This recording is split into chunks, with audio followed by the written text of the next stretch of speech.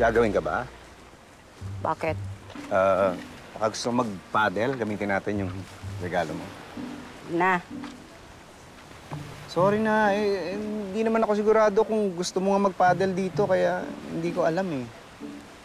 Nakakainis lang kasi. Isang beses, dapat kakain tayo. Sa beach pa, usapan. Tapos sinong kasama mo? Sa motel. Yung Vanessa na yon. Ngayon, etong Estelle na to naman. Lagi na lang may nauuna sa mga plano ko eh. Lagi ka naman una sa puso ko. O ano? Paddle tayo. Promise? Promise. Kaya? Pitoy? Hi! Hi! Pitoy! Hi! Ako kanina pa kita hinahanap. Hulaan ko. Magpapapicture ka. Hindi. Magpapavideo sana ako. Ayan, pakilang ha, please. Sige. Thank you. Ito, oh. Ayan. Ayan. Hi. Sige, check ko kung saan tayo maganda, ha? Titignan ko lang. Sige, pagbigyan mo na. Sigurado ka? Dalain mo na lang. Paano dalain? Dalain. Huwag mong galingan para hindi umulit. Sige na. Sige. Estelle! Ayan, halika na. Sige. Dito ako. Okay, Sa sige. video ito, ha? Video, Okay. sige. Sige, ikaw na bahala. Sige, ha? Steady ka lang dyan, ha? Talikod. Tapos, harap ka. Ngayon, ha? Sige. Ready? 1, 2, 3.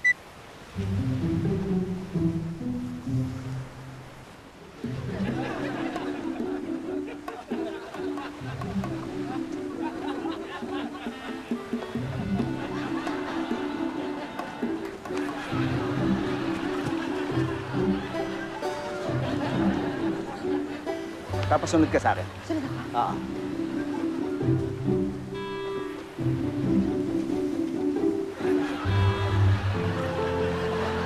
Patingin?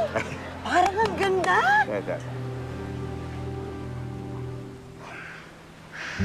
Ang ganda. Ang galing. Wow!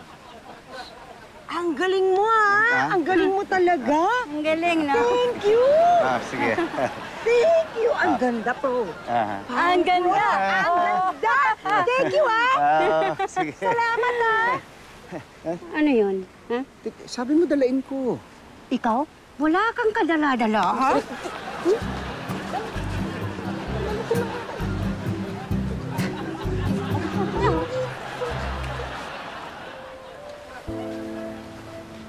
Tol! Ganyan na. Nga. Ano ka na? Ano na? Akala ko, pag nakita kami ni Vanessa tsaka nakausap ko siya, babalikan niya ako. Di ba? Doon pala agad. Bigyan mo lang ng oras. Ang hirap, bro. Ang hirap pala na isa lang yung nakamove on. Yung isa na lang yung umaasa sa mga what if niya. Ganun talaga. Alam naman natin yung kaibigan natin, no? Grabe rin may in love yan, eh. Ano mga kabaliwan din ng mga ginawa mo dati. Ano naalala mo? Yung mga... ano niya pagdating sa pag-ibig, di ba? Di ano ka ba? Iba tong kaibigan natin ngayon. Tinamaan ng grabe to, eh. Kilala niyo naman ako, eh. Di ba?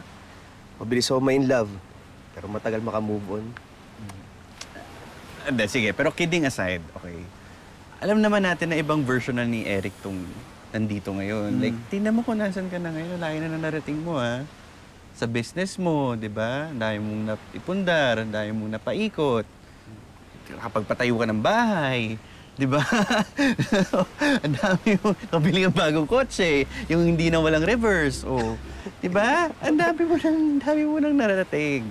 So I'm sure, ibang version mo, itong version mo ngayon ng Eric, mas okay na rin yung pag-handle ng ganyang heart.